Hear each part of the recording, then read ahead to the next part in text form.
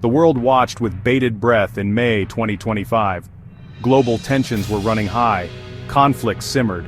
From the battlefields of Ukraine to the Korean Peninsula, the threat of escalation loomed large. Powerful nations flexed their military muscles. Espionage and mistrust were the order of the day. The hope for diplomacy seemed to be fading. In Eastern Europe, the war in Ukraine continued to rage. Russia unleashed a wave of drone attacks on Ukrainian cities. Kharkiv, a city close to the Russian border, became a primary target. Meanwhile, China made its presence felt in the Pacific. It conducted military drills near Taiwan. This was a clear warning to the island nation and its allies. At the same time, North Korea, under the watchful eyes of the international community, tested missiles from its new destroyer. The Middle East remained a cauldron of unrest. Nuclear talks between Iran and the United States stalled.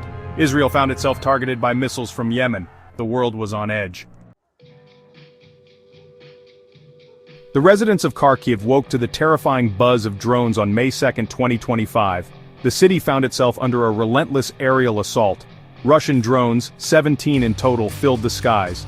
They targeted civilian areas. Homes, shops, and vehicles were damaged or destroyed. The streets were littered with debris. The attacks left many injured.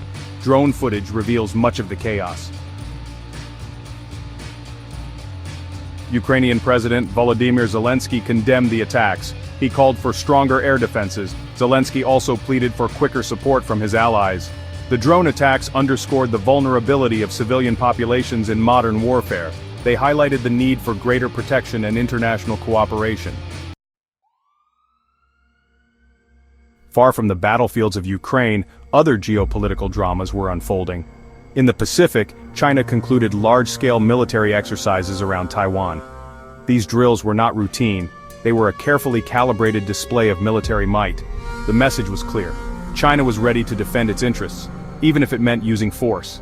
Meanwhile, North Korea, a country often shrouded in secrecy, made a rare display of its military capabilities.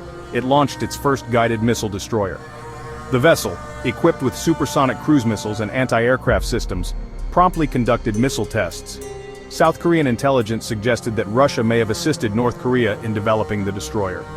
This pointed to a growing military cooperation between the two nations. The Middle East remained a region on a knife edge.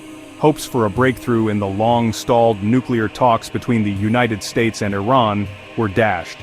The fourth round of negotiations, scheduled for May 3 in Rome, was postponed. Tensions between the two countries remained high. Adding to the volatility, Israel conducted airstrikes near the presidential palace in Damascus. This was a clear signal that Israel was willing to escalate military action in response to perceived threats. The airstrikes were seen as a response to the growing Iranian influence in Syria.